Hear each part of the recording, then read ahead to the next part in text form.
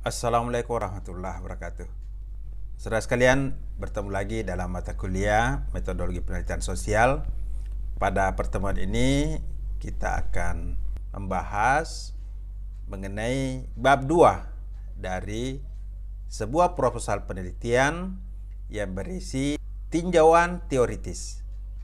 Nah, saudara sekalian, ini adalah struktur proposal khususnya bab 2 tinjauan teoritis pada penelitian kuantitatif. Pada bagian A, teori yang dijelaskan disesuaikan dengan variabel 1 atau variabel X. Ya. Kemudian bagian B, teorinya menjelaskan mengenai variabel 2 atau variabel Y dan seterusnya. Kemudian bagian C-nya di sini ada kerangka pikir. Nah, ini adalah contoh struktur proposal khususnya pada bagian tinjauan teoritis bab 2 untuk penelitian kuantitatif. Di tinjauan teoritis ini intinya kita menjelaskan teori-teori, bisa satu teori, bisa dua teori, bisa tiga teori yang akan kita gunakan dalam penelitian yang merupakan penjelasan secara konsepsional variabel-variabel penelitian jika itu penelitian kuantitatif. Nah, kita lihat contohnya. Untuk penelitian kuantitatif, kita membuat tinjauan teoritis sesuai dengan variabel yang ingin kita teliti. Di dalam penelitian kuantitatif biasanya kita melakukan penelitian asosiasi, hubungan atau pengaruh. Oleh karena itu, di dalam penelitian kuantitatif kita menggunakan dua teori yang kita hubungkan. Misalnya, kita memilih judul pengaruh tayangan acara televisi terhadap sikap antisosial anak. Ya, nanti di sini tambah di mana ya, apakah di sekolah atau di daerah mana ya, di kelurahan mana boleh. Jadi judulnya pengaruh tayangan acara televisi terhadap sikap antisosial anak. Acara televisi di sini bisa juga nanti diambil satu judul. Misalnya acara televisi apa ya, apa judul acaranya boleh. Dan sikap antisosial anak di mana ya boleh. Ini judul secara umum aja sebagai contoh. Pengaruh tayangan acara televisi terhadap sikap antisosial anak. Judul ini menggambarkan adanya satu keterkaitan antara acara televisi dengan sikap antisosial anak. Pada judul ini menunjukkan ada keterkaitan antara tayangan yang disajikan pada acara televisi dengan sikap antisosial anak yang menonton acara itu. Nah, jadi asumsinya seperti itu atau hipotesisnya seperti itu. Jadi di sini ada dua teori yang ingin kita hubungkan. Nah, di bab 2 tinjauan teoritis untuk penelitian kuantitatif dengan judul seperti ini, maka di bagian A kita harus menjelaskan teori mengenai variabel X. Apa variabel X-nya? Yaitu teori mengenai media massa atau televisi, atau teori mengenai acara televisi. Ya. Nah, jadi di sini teori X-nya adalah tayangan acara televisi, atau disebut juga dengan variabel bebas ya, variabel bebas atau variabel independen. Kemudian bagian B menjelaskan teori mengenai variabel Y. Apa variabel Y? Tidak lain adalah sikap antisosial anak terhadap sikap antisosial anak. Jadi variabel Y-nya itu adalah sikap, maka kita harus menjelaskan di sini teori sikap. Ya, teori tentang sikap, teori tentang penerimaan dan respon anak ketika menonton televisi. Teori sikap ini berkaitan dengan apa yang dipikirkan, kemudian keyakinan kita dan tindakan kita. Ini adalah satu perubahan yang akan dialami oleh seseorang ketika mendapat terpaan pesan atau setelah menonton acara televisi atau setelah membaca berita, maka akan terjadi satu perubahan kognitif, perubahan afektif, ya, dan perubahan konatif.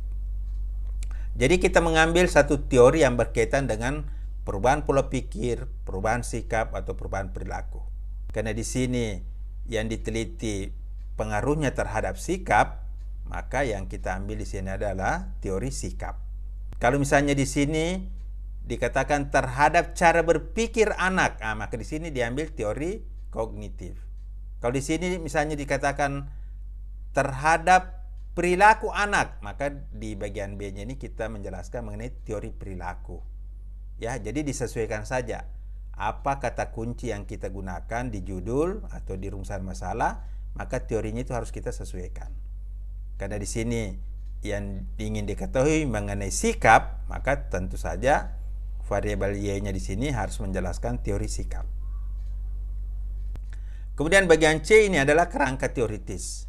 Kerangka teoritis di sini karena kita melakukan penelitian pengaruh, maka di sini nanti kita menunjukkan variabel X dan variabel Y. Kemudian di situ ada arah panah yang menunjukkan bahwa variabel X itu mempengaruhi variabel Y. Ya, itu kita gambarkan dengan indikator-indikatornya. Di sini kita menggambarkan kerangka teori bagaimana acara televisi mempengaruhi sikap antisosial anak. Kerangka teoritisnya kita buat dalam bentuk bagan. Kemudian bagian D adalah integrasi keilmuan. Bagaimana pandangan Islam atau penjelasan Al-Quran dan hadis mengenai aktivitas menonton siaran atau acara televisi dan perubahan sikap antisosial seseorang.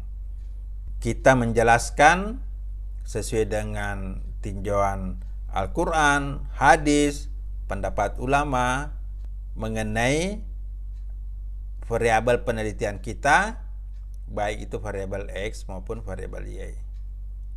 Dan demikian sudah jelas ya apa yang akan kita tulis dalam bab 2 tinjauan teoritis untuk penelitian kuantitatif.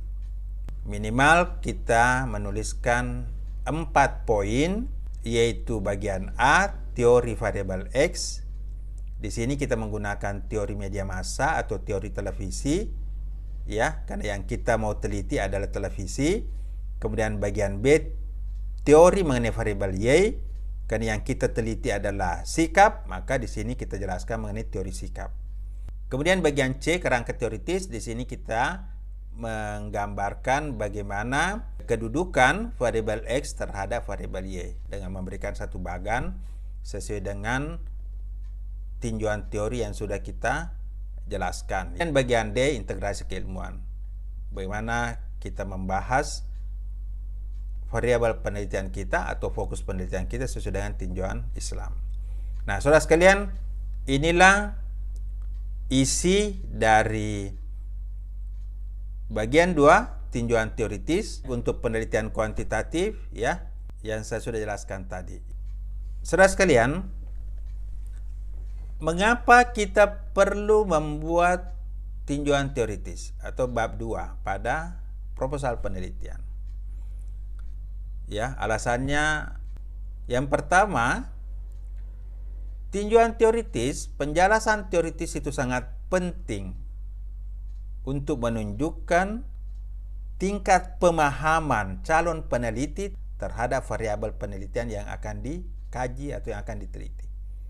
Jadi sebelum kita melakukan penelitian, maka seorang calon peneliti sudah harus memahami secara konsepsional, secara mendalam variabel penelitiannya.